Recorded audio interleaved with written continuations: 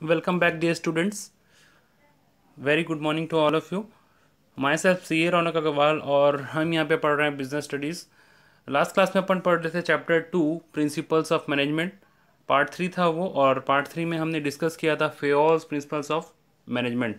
जैसे कि मैंने बताया था लास्ट क्लास में 14 प्रिंसिपल्स होते हैं फेयोल के, हेनरी फेयोल जिनका नाम है, और उनके 14 प्रिंसिपल्स हैं। Out of that 14 principle we have discussed principle number 1 and 2। First one was division of work. इसमें से दो हमने डिस्कस किया था। पहला था division of work and the second one was authority and responsibility. Now ये दो हमने डिस्कस किया था। अब ये 3, 4, 5 आज का अपना टारगेट है। ये तीन प्रिंसिपल को अपने को डिस्कस करना है। अगर टाइम परमिट करेगा तो इसके बाद भी अपन डिस्कस करेंगे, लेकिन ये तीन प्रिंसिपल बेसिकली आज अपन ज़रूर से डिस्कस करने वाले हैं। तो लास्ट क्लास में भी मैंने बताया था कि जो प्रिंसिपल्स हैं वो रेलिवेंट है एग्ज़ाम पॉइंट ऑफ व्यू से बहुत ज़्यादा।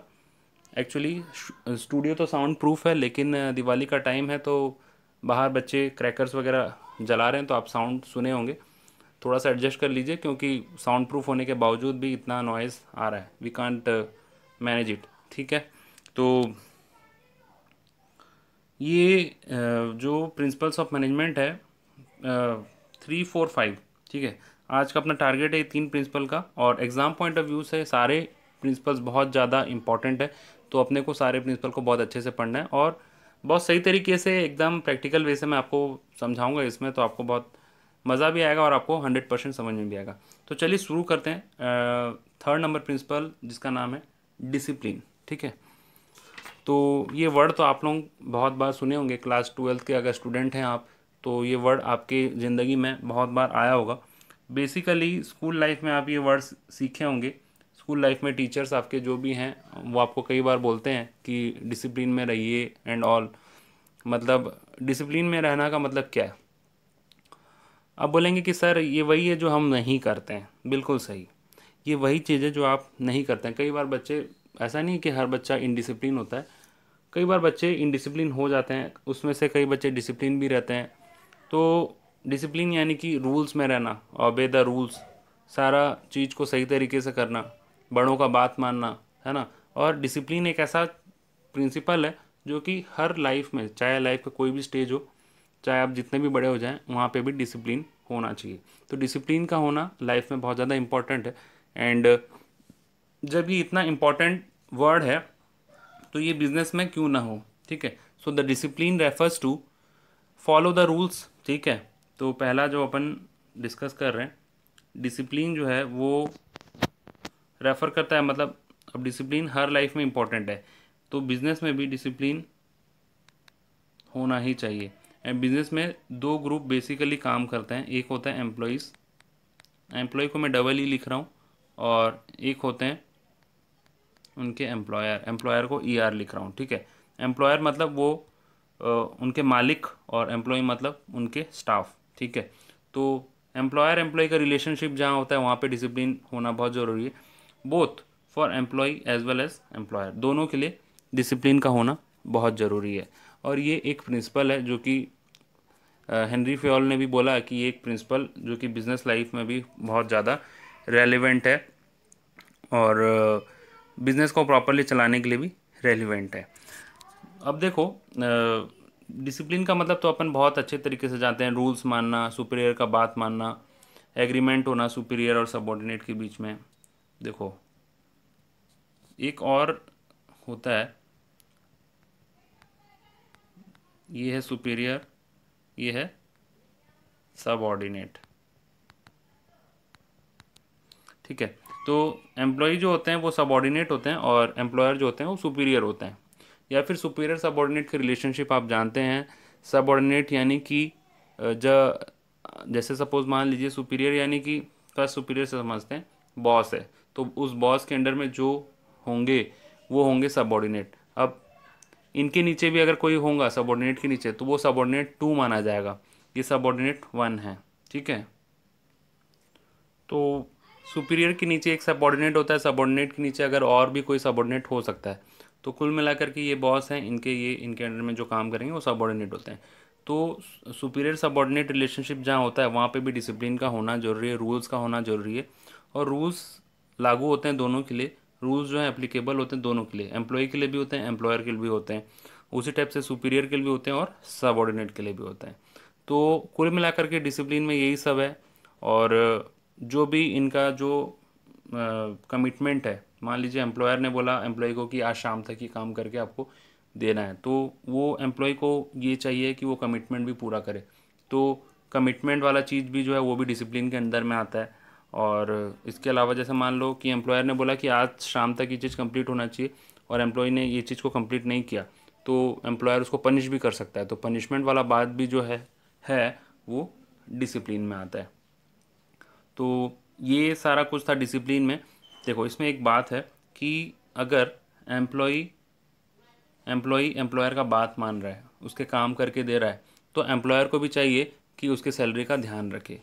जब एम्प्लॉई उसका काम करके दे रहा है, टाइम पे सब कुछ कंप्लीट करके दे रहा है, तो एम्प्लॉयर को भी ज़रूरत है कि एम्प्लॉई का ध्यान रखे, उसके सैलरी का ध्यान रखे, उसका प्रमोशन का सब कुछ ध्यान रखे। तो ये बोथ वे एप्लीकेबल है डिसिप्लिन। और डिसिप्लिन वाला चीज़ जो है ये आपके एम्प्लॉयर एम्प्लॉई रिलेशन में होना चाहिए। और ऑर्गेनाइजेशन में हर जगह जो भी डिपार्टमेंट है, चाहे परचेज डिपार्टमेंट हो, सेल्स डिपार्टमेंट हो, कैसा भी डिपार्टमेंट हो, कोई भी लेवल हो, top level, middle level, lower level, हर लेवल में हर जगह आपको डिसिप्लिन देखने को मिलेगा। और अगर डिसिप्लिन होगा तो इसका पॉजिटिव इफेक्ट क्या है?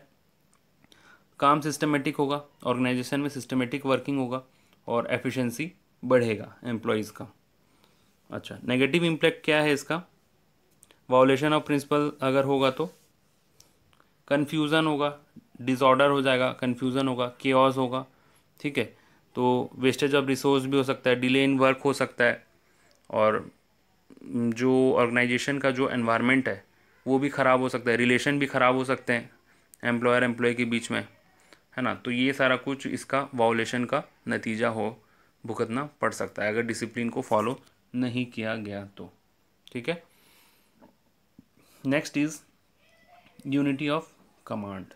ठीक है, बहुत समझने वाला चीज़ है, बहुत ध्यान से सुनिए।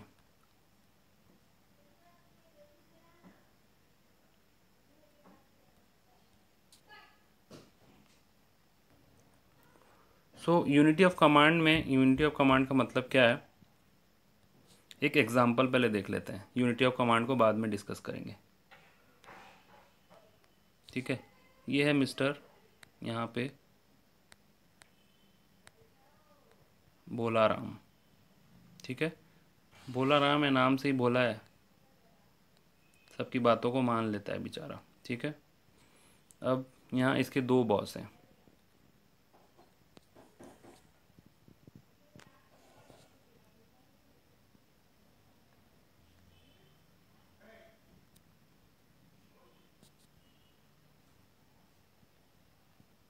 ये एक बॉस बॉस हैं इसके, और इनका नाम है होशियार। और सेकंड बॉस जो है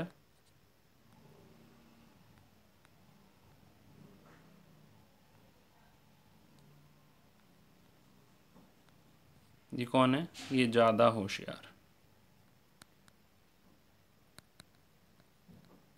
ठीक है, तो अभी तक कहानी में क्या है? ये है मिस्टर भोला राम, एम्प्लॉई है ये, और ये उनके बॉस हैं, एक है होशियार और एक है ज़्यादा होशियार। ठीक है, तो दो बॉस हैं। अब भोला राम को कुछ काम दिया गया है। ठीक है, तो पहले भोला राम को बोला गया कि आपको बिस्किट का पैकेट बनाना है, बिस्किट बनाना है, और इसका क्वालिटी ख़राब नहीं होना चाहिए। ठीक है, तो इसके लिए ये इसका टास्क है। तो इसके लिए होशियार ने बोला कि वर्क स्लोली। ठीक है, धीरे धीरे काम करो और quality should be quality should be good. ठीक है, अब इसी जगह ज़्यादा होशियार, नाम में ही पता है ज़्यादा, बहुत ज़्यादा टैलेंटेड है ये बॉस, कुछ ज़्यादा ही टैलेंटेड है। तो इसने बोला कि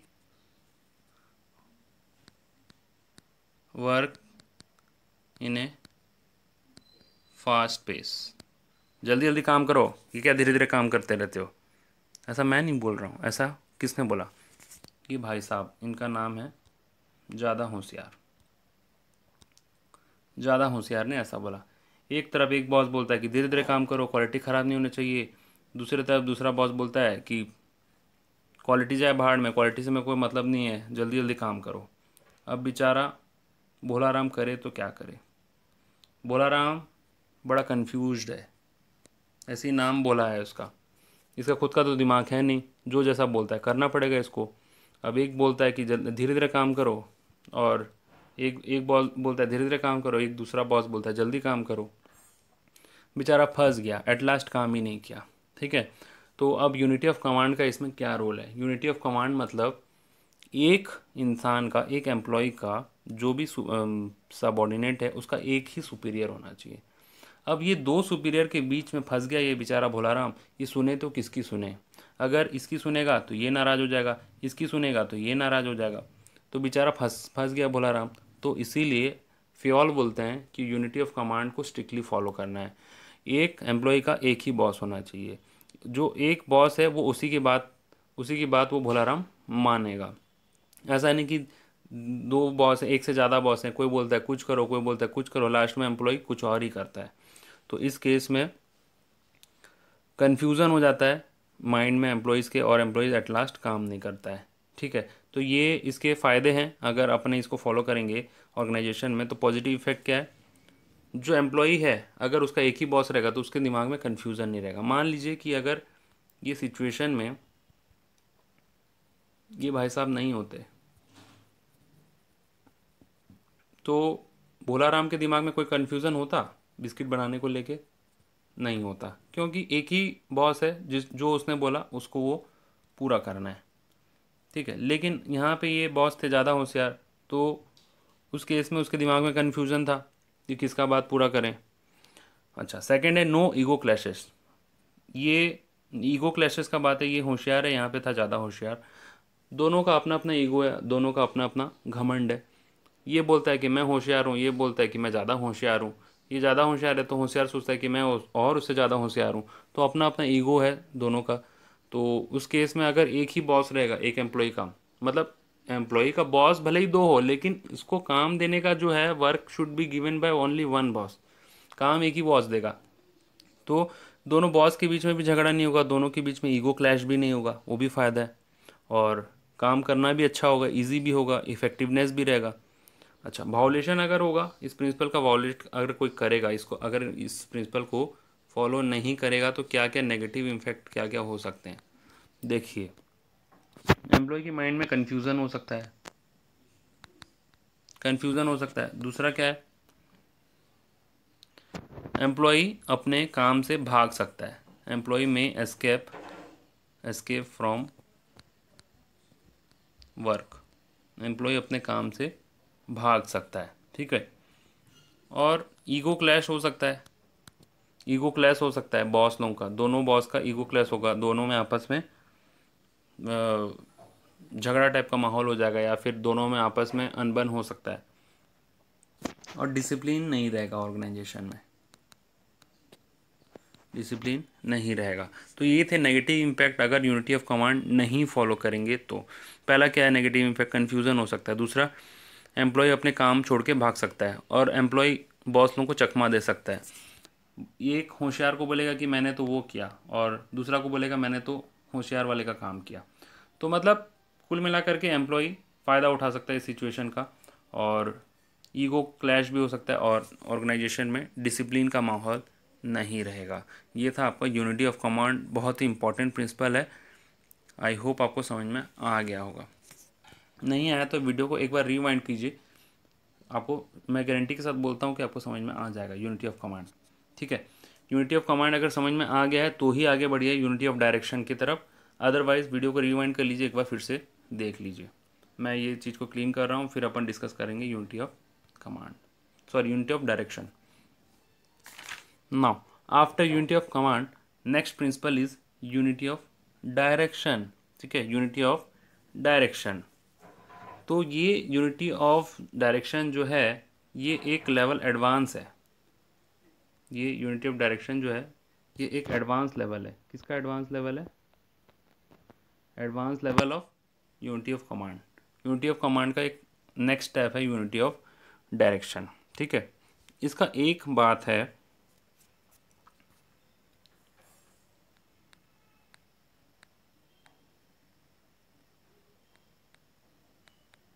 एक डिपार्टमेंट, एक प्लान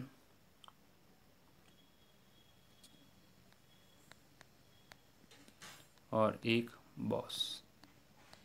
ये ही इस प्रिंसिपल का मेन क्रक्स है. ठीक है, मतलब वन हेड वन बॉस, मतलब एक ही बॉस होना चाहिए, प्लान एक ही होना चाहिए और एक ही डायरेक्शन में आपको काम करना है. ठीक है, अब मान लीजिए एग्जांपल के तौर पे, एक एग्जांपल के से इस चीज़ को समझते हैं. कंपनी में बहुत सारे डिपार्टमेंट्स होते हैं. परचेज भी है, सेल्स भी है, फाइनेंस भी है. ठीक है, अच्छा, अब परचेज डिपार्टमेंट के अंदर भी बहुत लोग होंगे. तो इसमें अपने को क्या करना है, एक डिपार्टमेंट में एक बॉस हो, एक ग्रुप हो जो कि सिर्फ परचेज में ही काम करता होगा और एक प्लान हो. ठीक है, तो ये जो प्रिंसिपल है वो बोलता है there should be one boss, one group and one plan for a group of objective है, ग्रुप ऑफ सेम ऑब्जेक्टिव. यानी कि कुल मिलाकर के अपने को अगर इसको सिंपल भाषा में समझना है तो एक डायरेक्शन में एक ही ग्रुप काम करेगा. ऐसा नहीं कि ये जो ग्रुप है ये सेल्स में भी काम कर रहा है, फाइनेंस में भी काम कर रहा है, नहीं. एक ग्रुप सिर्फ एक ही डायरेक्शन में काम करेगा जिसका नाम है परचेज. एक ही प्लान होगा और उसका एक ही बॉस होगा. यूनिटी ऑफ कमांड में हमने सीखा कि एम्प्लॉय को एक ही बॉस ऑर्डर देगा, दो बॉस ऑर्डर नहीं देंगे, कन्फ्यूज़न हो जाता है. उसी टाइप से ये उसका एक एडवांस वर्जन है यूनिटी ऑफ डायरेक्शन. इसमें बोला गया है कि बॉस एक ही होगा और ग्रुप भी एक ही होगा और प्लान भी एक ही होगा. तो प्लान क्या है? परचेज डिपार्टमेंट का परचेज करना, कम रेट में परचेज करना. इसके परचेज वाले जो ग्रुप हैं वो परचेज के ग्रुप अलग हैं. वो सेल्स से उनको कोई मतलब नहीं है, फाइनेंस से उनको कोई मतलब नहीं है और उनका बॉस भी एक ही है. ऐसा नहीं कि कोई भी बॉस कभी भी इनको कुछ बता के चला जाता है. उसी टाइप से सेल्स वाले का वन बॉस, ये बॉस ए है. ठीक है, परचेज वाले का बॉस ए है तो सेल्स वाले का बॉस बी होगा. और वन ग्रुप, इनका ग्रुप अलग है, ग्रुप का नाम भी है ग्रुप बी और इनका एक प्लान है, वो प्लान बी है, वो प्लान बी. ठीक है, तो सेल्स वाले अलग हैं, ये टीम अलग है, इनका बॉस अलग है, इनका ग्रुप अलग है. उसी टाइप से परचेज वाले अलग हैं, इनका बॉस अलग है, इनका ग्रुप अलग है और इनका टीम अलग है. तो इसी टाइप से there should be one boss, one head, one group, one plan. ठीक है, तो यही यूनिटी ऑफ डायरेक्शन बोलता है. और जैसा कि मैंने बताया यूनिटी ऑफ डायरेक्शन जो है वो एक एडवांस वर्जन है आपका यूनिटी ऑफ कमांड का. यूनिटी ऑफ कमांड में एक बॉस का बात किया जाता है. यहाँ पे एक बॉस होना चाहिए, एक प्लान होना चाहिए और एक ग्रुप होना चाहिए जो कि उस प्लान को एग्जीक्यूट करे. ठीक है, तो इसके भी पॉजिटिव नेगेटिव इम्पैक्ट हैं अपने अपने. पॉजिटिव क्या है इसमें? पॉजिटिव इम्पैक्ट क्या है? अगर इसको फॉलो किया जाएगा तो पॉजिटिव क्या होगा? ऑर्गेनाइजेशन का ऑब्जेक्टिव अचीव हो जाएगा, है ना. और जो एफर्ट्स है एम्प्लॉयज़ का वो एक जगह में काम करेगा. ठीक है, तो एम्प्लॉय का जो एफर्ट्स है वो एक डायरेक्शन में काम करेगा जिससे कि कन्फ्यूज़न वगैरह नहीं होगा, कोई दिक्कत नहीं होगा. और जैसे कि मान लो यहाँ पे परचेज़ वाले हैं, परचेज़ वाला जो ग्रुप है वो परचेज़ में ही काम करता है, उनको सेल्स से मतलब नहीं है. उसी टाइप से सेल्स वाला जो ग्रुप है वो सेल्स की तरफ काम करता है, उनको परचेज़ से मतलब नहीं है. उसी टाइप से फाइनेंस का भी एक ग्रुप है जिसका कि एक बॉस है, वो फाइनेंस का ही काम करता है, उनको सेल और परचेज से कोई मतलब नहीं है. तो एफर्ट्स जब भी एम्प्लॉयज़ का एक डायरेक्शन में काम करेगा तो ऑब्जेक्टिव तो अचीव होगा ही होगा ना. अच्छा, नेगेटिव इम्पैक्ट क्या है इनके, what are the negative impact? Negative ये है कि अगर इनको फॉलो नहीं किया जाएगा तो उससे हार्मफुल इफेक्ट क्या हो सकता है, ठीक है। लैक ऑफ कोऑर्डिनेशन, कोऑर्डिनेशन नहीं होगा, ठीक है, मतलब कोई आपस में एक साथ मिलजुल कर काम नहीं होगा, उसी को बोलते हैं coordination. Wastage of efforts, efforts waste होगा, क्योंकि मान लो एक एम्प्लॉय का ग्रुप है जो कि परचेज में भी है, सेल्स में भी है, फाइनेंस में भी है, तो एफर्ट्स डिवाइड हो जा रहा है उनका, और डुप्लीकेशन भी ऑफ वर्क भी हो सकता है, सिमिलर काम को कोई दोबारा दोबारा भी कर सकता है, कोऑर्डिनेशन का भी दिक्कत आ जाएगा, और इस कारण से ऑर्गेनाइजेशन का ऑब्जेक्टिव जो है वो अचीव नहीं हो पाएगा। तो ये था यूनिटी ऑफ डायरेक्शन जो कि हमने सीखा। तो 3 प्रिंसिपल हमने सीखा, पहला था डिसिप्लिन, दूसरा था यूनिटी ऑफ कमांड, और तीसरा है यूनिटी ऑफ डायरेक्शन। डिसिप्लिन यानी कि रूल्स को फॉलो करना, और ये मैं एक बार रिवाइज करवा दे रहा हूँ आप लोगों को फिर से। डिसिप्लिन यानी कि रूल्स को फॉलो करना, एम्प्लॉयर एम्प्लॉय दोनों के लिए ये लागू होता है डिसिप्लिन वाला प्रिंसिपल। एम्प्लॉय को चाहिए कि वो अच्छे से काम करे, उसी जगह एम्प्लॉयर का ये कर्तव्य है, ये उसका ड्यूटी है कि उनके सैलरी वगैरह का ध्यान रखे। 4th नंबर प्रिंसिपल था यूनिटी ऑफ कमांड, यानी कि एम्प्लॉय का एक ही बॉस होना चाहिए, वो बॉस उनके काम में मतलब मदद करे, उनको ऑर्डर एक ही बॉस से मिलना चाहिए, एम्प्लॉय को ऑर्डर एक ही बॉस से मिलना चाहिए। There should not be more than one boss, otherwise confusion होगा और एम्प्लॉय अपने काम से भागेगा। 5th नंबर है unity of direction. Unity of direction जो है वो एडवांस वर्जन है यूनिटी ऑफ कमांड का। इसमें बोला गया है कि each department and A group having common objective must have one head and one plan. एक डिपार्टमेंट का एक ही ग्रुप, एक डिपार्टमेंट का एक ही प्लान होना चाहिए, एक ही बॉस होना चाहिए, और एक ही ग्रुप भी होना चाहिए। तो ये थे 3 प्रिंसिपल जो कि आज हमने डिस्कस किया। आई होप आपको ये वीडियो बहुत अच्छा लगा होगा और समझ में आया होगा। Thank you for watching this video. Have a nice day. Bye bye.